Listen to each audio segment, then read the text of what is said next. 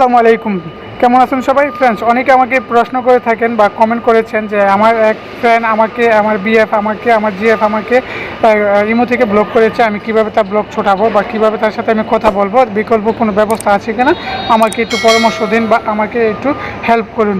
তো আমি আপনাদেরকে বলবো, আপনার ফ্রেন্ড বা আপনার জিএফে যদি, আপনার বিএফে যদি আপনাকে একটি ইমো থেকে ব্লক করে দেয়, তা আপনি আরেকটি ইমো ক্রিয়েট করে আপনি তার সাথে কথা বলতে পারবেন। যেমনটি আমি আপনাকে উদাহরণস্বরূপ বলছি, আপনি যদি বর্তমানে ইমো বেটা ইউজ করেন তাহলে আপনি ইমোটা ডাউনলোড করে নেবেন। আর আপনি যদি অলরেডি ইমোটা ইউজ করে থাকেন, যদি আপনার ইমোতে ব্লক করে থাকে তাহলে ইমো বেটা কিংবা ইমো এইচডিতে লগ ইন করে নেবেন।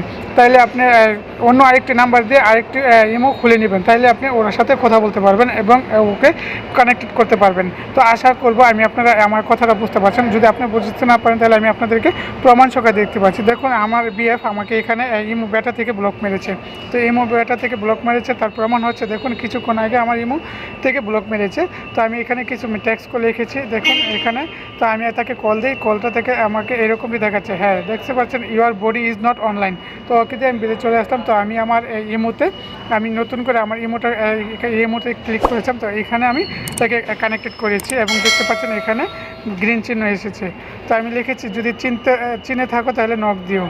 ওকে, তো আপনারা যদি এইরকমভাবে ফ্লো করে থাকেন তাহলে আশা করে আপনারা আপনার জিএফের সাথে কথা বলতে পারবেন অথবা বিএফের সাথে কথা বলতে পারবেন। তো বন্ধুরা, যদি ভিডিওটা ভালো লেগে থাকে তাহলে অবশ্যই আমাদের ভিডিওটা লাইক কমেন্ট শেয়ার করবেন এবং চ্যানেলটা সাবস্ক্রাইব করে আমাদের পাশে থাকবেন এবং আপনাদের প্রয়োজনীয় কথাগুলো কমেন্টে জানাবেন। পরবর্তী ভিডিও আকারে প্রকাশ করবো ইনশাআল্লাহ।